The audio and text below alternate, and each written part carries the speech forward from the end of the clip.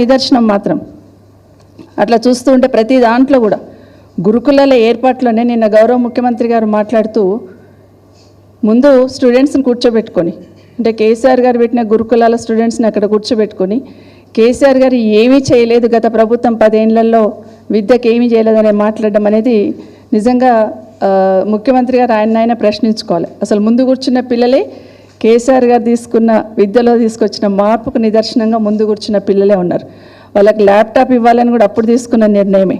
ఆ రోజు 1200 గురుకులాల ఏర్పాటు కానీ, 1340 జూనియర్ కాలేజీలు, ఒక 85 డిగ్రీ కాలేజీలు, 5 లా కాలేజీలు, అందులో ఎస్సీ ఎస్టీ వాళ్ళకే గురుకులాల్లో లా కాలేజ్ పెట్టున్నాం. పీజీ కాలేజీలో ఒక 5 పెట్టడం జరిగింది. ఇంజనీరింగ్ కాలేజీలు తీసుకోవడం జరిగింది. ఇవన్నీ కూడా అగ్రికల్చర్ బీఎస్సీ తీసుకున్నాం. దేశంలో ఎక్కడ లేని విధంగా గురుకులాలు అంటే రెసిడెన్షియల్ పెడుతూ ఇలాంటివి పెట్టడం అనేది ఫస్ట్ టైం పెట్టడం మన తెలంగాణలో. ఇది చెప్పుకుంటూ పోతే చాలా ఉన్నాయి. ఫ్యాషన్ టెక్నాలజీ పెట్టినాం, కోడింగ్ స్కూల్ పెట్టినాం, మ్యూజిక్ స్కూల్ పెట్టున్నాం. ఇవన్నీ కూడా పెట్టిన సందర్భంలో వాటన్నిటిని నడిపించడానికి చేతనైతలేదు ప్రభుత్వానికి. ఒకటి క్లోజ్ చేసుకుంటూ వచ్చే ప్రయత్నం చేస్తూ ఉన్నారు. నేను మాట్లాడుతూ integrated young India integrated schools పెడుతున్నాను, నేను పెడుతుంటే ఒక పార్టీ వ్యతిరేకిస్తుంది అని మాట్లాడుతున్నారు. మేము వ్యతిరేకించట్లేదు. మీరు తీసుకున్న నిర్ణయం విధానపరమైన నిర్ణయంలో ఉన్న లోపాన్ని ఎత్తి చూపిస్తున్నాం. మీరు integrated young India integrated schools ఏదైతే తీసుకొస్తామన్నారో సంతోషం, కానీ ఆ స్కూల్స్ అన్నీ కంప్లీట్ చేయడానికి మీ ప్రణాళిక ఏంటనేది చెప్పాలి. మీరు పెడుతున్న బడ్జెట్ కానీ, మీరు ఇస్తున్న శాంక్షన్స్ కానీ, మీరు చెప్తున్న మాటలు కానీ, దానివల్ల నిజంగానే మీ దగ్గర ఇది ఎన్ని సంవత్సరాలకు పూర్తి చేస్తారు? ఎప్పుడు ఏ ప్రభుత్వాలైనా గతంలో దేశంలోని ప్రభుత్వాన్ని చూసేవాళ్ళం, కేంద్రంలో పంచవర్ష ప్రణాళిక అని పెట్టేవాళ్ళు. మరి మీ ప్రణాళిక ఎన్ని సంవత్సరాలు ఉంటుంది? ఈ యంగ్ ఇండియా ఇంటిగ్రేటెడ్ స్కూల్స్ కట్టడానికి ఎన్ని సంవత్సరాలు ఉంటుంది? మేము వ్యతిరేకించట్లేదు. 200 కాకపోతే 2000 కోట్లు పెట్టండి, కానీ ప్రణాళిక ఏంటి అనేది అది మాత్రమే అడుగుతూ ఉన్నాం. ఏం చెప్పారు మొదట్లో? ఇంటిగ్రేటెడ్ స్కూల్ స్టార్ట్ చేస్తున్నప్పుడు 85 కోట్ల రూపాయలతో ఇంటిగ్రేటెడ్ స్కూల్ స్టార్ట్ చేస్తున్నామని మొదలుపెట్టారు. దాని తర్వాత గౌరవ ఉప ముఖ్యమంత్రి గారు ఎక్కడో ఒక దగ్గర దాదాపుగా 100 కోట్లు, 80 నుండి 100 కోట్ల వరకు ఒక ఇంటిగ్రేటెడ్ స్కూల్ పెడతాం మేమని చెప్పడం జరిగింది. 80 కోట్లతోనే ఇంటిగ్రేటెడ్ స్కూల్ అని టెండర్ కూడా పిలుచున్నారు మీరే, 80 కోట్లని. తర్వాత దాన్ని గౌరవ ఉప ముఖ్యమంత్రి గారు 180 కోట్ల నుండి 100 కోట్ల వరకు చేస్తానని స్టేట్మెంట్ ఇవ్వడం జరిగింది. ఇదే గౌరవ ముఖ్యమంత్రి గారు మళ్ళీ షాద్నగర్ వెళ్ళి అక్కడ ఫౌండేషన్ వేస్తూ 125 కోట్లకు సంబంధించి ఫౌండేషన్ వేయడం జరిగింది. కానీ నిన్న చూస్తూ ఉంటే 200 కోట్లకి ఒక ఇంటిగ్రేటెడ్ స్కూల్ అనేది అనౌన్స్ చేయడం జరిగింది. అంటే మీ విధానం ఏది ఉందో అది స్పష్టం చేయమంటున్నాం. 85 కోట్లలో యంగ్ ఇండియా ఇంటర్నేషనల్ స్కూల్ పెడతారా? 125 కోట్లలో పెడతారా? 200 కోట్లలో పెడతారా? ఎందుకు పెంచుకుంటూ పోయినారు? అసలు వచ్చిన మార్పు ఏంది? మీరు తీసుకొచ్చిన 85 కోట్లను అనౌన్స్ చేసిన రోజు నుండి ఇప్పటి వరకు తట్టడు మట్టే లేదు, కానీ అంచనాలు పెంచుకుంటూ పోయారు. అక్కడే మతలపోయింది అని అడుగుతున్నాం.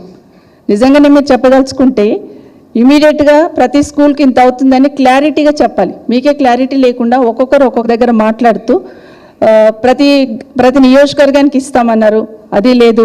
నిన్న చూస్తే 20 స్కూల్స్కి ఇచ్చున్నారు. బడ్జెట్లో ఏం పెట్టున్నారు? 11,000 కోట్లు యంగ్ ఇండియా ఇంటర్నేషనల్ స్కూల్స్కి ఇంటిగ్రేటెడ్ స్కూల్స్కి పెడతామన్నారు. కానీ తీరా చూస్తే అక్కడ 4,000 కోట్లు పెట్టున్నారు. ఇవన్నీ కూడా ఎవరిని మభ్యపెట్టడానికి ఇవన్నీ మాట్లాడుతున్నాఅనేది దయచేసి గమనించమని కోరుతా ఉన్నాను.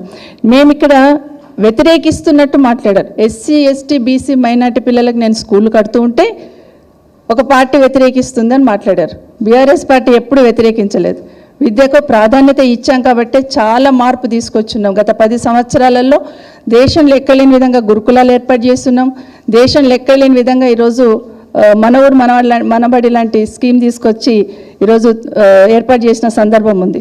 కానీ మీరు ఏవైతే ఈ 80 కోట్ల నుండి 125 కోట్లు, 125 కోట్ల నుండి 200 కోట్లకు పోయి ఉన్నారో ఏమి తేడా ఉంది అనేది అడుగుతున్నాం. మొదట్లో మీరు మొదలుపెట్టినప్పుడు స్కూల్ బిల్డింగ్ ఫౌండేషన్ వేసినప్పుడు ఏమనుకున్నారు? రెండోసారి ముఖ్యమంత్రి గారు వేసినప్పుడు ఏమనుకున్నారు?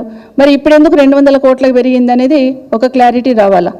ఎందుకంటే బయట వింటూ ఉన్నాం, ఎక్కడో పక్క రాష్ట్రం నుండి ఒక ఏజెన్సీని తీసుకొచ్చినారు, అక్కడున్న ఆర్కిటెక్ట్ని తీసుకొచ్చి ఏదో ఇస్తున్నారనేది ఒకటి వింటూ ఉన్నాం. మరి అట్లా స్కూల్స్ని డిజైన్ చేసే ఆర్కిటెక్ట్స్ మన దగ్గర లేరా? బయట నుండే రావాలా? మరి దీని వెనకాల ఏదో మతలబు ఉందని డెఫినెట్గా అనుమానిస్తాము, ప్రశ్నిస్తాం కూడా. కాబట్టి దానికి ఒక క్లారిటీ ఇవ్వండి. ఇంకో మాట చెప్తున్నారు, ఇంటిగ్రేటెడ్ స్కూల్స్ ఏదైతే పెడుతున్నామో మొత్తం మార్పు తీసుకొచ్చేస్తాం అంటున్నారు. సంవత్సరంన్నర అయింది, మీరు ఒక కమిషన్ వేశారు, కమిషన్ వేసి కూడా మార్పు తీసుకొస్తామన్నారు. అసలు ఈ 1.5 ఇయర్లో ఏం మార్పు తీసుకొచ్చారనేది స్పష్టం చేయాలని కోరుతున్నాను. అసలు ఏం విద్యాపరంగా ఎక్కడ మార్పు తీసుకొచ్చారు? మీరు తీసుకొచ్చిన మార్పు ఏంటి? ఈరోజు గురుకులాల్లో ఉన్న డిగ్రీ కాలేజీలు మూసేస్తున్నారు, అదేవిధంగా జూనియర్ కాలేజీలు మూసేస్తున్నారు. ఈరోజు 2000 స్కూళ్ళు రాష్ట్ర వ్యాప్తంగా మూతపడిపోయినాయి. ఇదేనా మీరు తీసుకొచ్చిన మార్పు? ఇందుకైనా విద్యా కమిషన్ వేసి ఉన్నారు మీరు. ముఖ్యమంత్రి గారు మీ దగ్గరే ఉంది కదా విద్యాశాఖ, ఎందుకు స్కూళ్ళు క్లోజ్ అవుతున్నాయి? ఎందుకు ఎస్సీ గురుకులాలలో ఉన్న ఇంటర్ కాలేజీలు కానీ డిగ్రీ కాలేజీలు కానీ ఎందుకు మూతపడేయాలనుకుంటున్నారు? దాని వెనకాల మీ ఉద్దేశం ఏంటి? గురుకులాలను ఎందుకు నిర్వీర్యం చేయాలనుకుంటున్నారు? ఒక్కసారైనా గురుకులాల్లో చదువుతున్న బిడ్డలు పేద బిడ్డలే కదా అని ఒక్కసారైనా రివ్యూ చేసే ప్రయత్నం చేశారా? దాని వెనకాల ఏం జరుగుతుంది, ఎందుకు ఇబ్బంది అవుతుంది అని ఆలోచించారా? ఇవన్నీ ఆలోచించకుండా నేను ఒక 200 కోట్లు పెట్టి బిల్డింగ్ కడుతున్న స్కూళ్ళకి విమర్శిస్తున్నారు అని అంటున్నారు. అంటే 200 కోట్లు పెట్టి నియోజకవర్గానికి ఒక స్కూల్ కడితే మరి మిగతా స్కూళ్ళ పరిస్థితి ఏంది? ఇప్పటి వరకు 1.5 ఇయర్లో ప్రభుత్వ పాఠశాలకు ప్రభుత్వం నుండి ఏమైనా నిధులు మంజూరు చేశారా? పోయినసారి మీరు అన్నారు కదా అక్కడున్న మహిళా సంఘాలకే ఇస్తున్నామని చెప్పేసి, ఆ ఇస్తున్న నిధులు కూడా అక్కడున్న జిల్లాలో ఉన్న మినరల్ డెవలప్మెంట్ ఫండ్స్ లాంటి ఫండ్స్నే అడ్జస్ట్ చేశారు తప్పిస్తే రాష్ట్ర ప్రభుత్వం నుండి స్కూళ్ళకి ఎప్పుడైనా ఇప్పటివరకు ₹1 మంజూరు చేశారని గౌరవ ముఖ్యమంత్రి గారిని అడుగుతా ఉన్నాను. నిజంగానే ఈరోజు ఇప్పటికీ స్కూల్ స్టార్ట్ అవుతాయి, ఇంకొక వారం రోజులు అయితే, కానీ అక్కడ ఇప్పటివరకు కదలిక లేదు. మళ్ళీ అక్కడ ఏమైనా చేయాలన్నా కూడా ఇప్పటివరకు కదలిక లేని పరిస్థితి చూస్తూ ఉన్నాం. దాంతోపాటు ఒక్కసారి ఇంటిగ్రేటెడ్ స్కూల్ నేను ఏర్పాటు చేస్తున్నా, చాలా ప్రైవేట్ స్కూల్స్తో ధీటుగా నేను చదువు చెప్పాలనుకుంటున్నా అంటే బిల్డింగ్ కట్టినంత మాత్రాన చదువు రాదు. ముఖ్యమంత్రి గారు మీరు ఏం మార్పు తీసుకొస్తున్నారు? గతంలో ఉన్న మా సిలబస్ కానీ ఇప్పుడున్న సిలబస్లో ఏం మార్పు తీసుకొస్తున్నారు?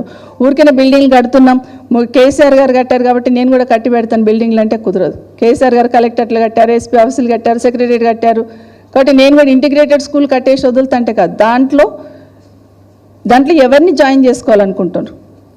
ఇంటిగ్రేటెడ్ స్కూల్స్ మీరు కడితే గురుకులాల్లో ఉన్న పిల్లల్ని అక్కడ షిఫ్ట్ చేస్తారా? గవర్నమెంట్ స్కూల్లో ఉన్న పిల్లల్ని అక్కడ షిఫ్ట్ చేస్తారా? కొత్త పిల్లల్ని రిక్రూట్ చేసుకుంటారా? అది చెప్పాల్సిన అవసరం ఉంది.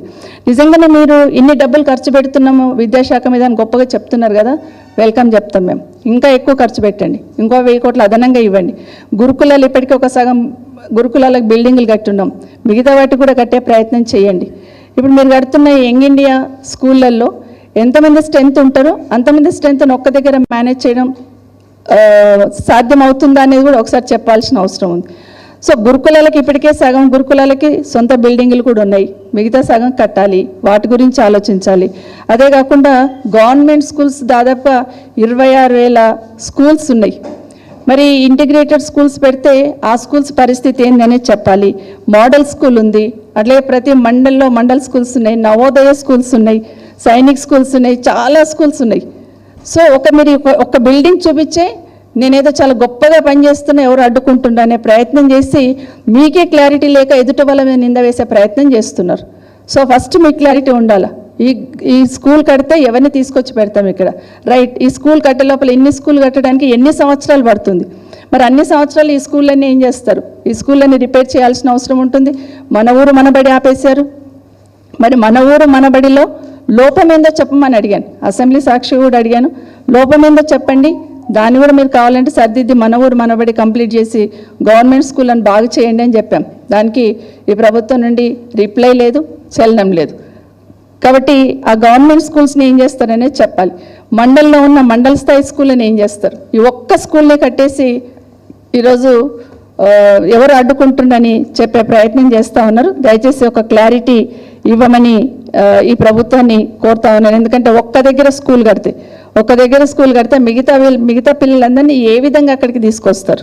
అది కూడా క్లారిటీ. వాళ్ళ ఊరికే బిల్డింగ్ కడుతున్నాం అదొక్కటి చూపించేసి మొత్తం స్కూళ్ళనంతా కూడా నిర్వీర్యం చేసే ప్రయత్నం, గురుకులాలను నిర్వీర్యం చేసే ప్రయత్నం. మొన్న గురుకులాలకి ప్రైవేట్ బిల్డింగ్స్లలో నడుస్తున్న గురుకులాలకి రెంట్ కట్టక మీరు ఖాళీ చేయండి నా బిల్డింగ్ వాళ్ళు ఓనర్స్ అడుగుతున్నారని మొన్న న్యూస్ చూశాను. మరి దాని మీద ఎందుకు దృష్టి లేదండి ముఖ్యమంత్రి గారు? ఇంకా మీ బిల్డింగ్లు అయితే కంప్లీట్ కాలే కదా పిల్లలను షిఫ్ట్ చేయడానికి. మరి ఆ బిల్డింగ్లకి, ప్రైవేట్ బిల్డింగ్లకి రెంట్ ఇవ్వాల్సిన అవసరం ఉందా లేదా? దాని మీద దృష్టి పెట్టాలి కదా ఈ ప్రభుత్వం. మరి ఎందుకు వాళ్ళందరూ కూడా ఖాళీ చేయమని అడుగుతున్నారు అనేది ఒకసారి గమనించమని కోరుతా ఉన్నాను. ఇదే కాకుండా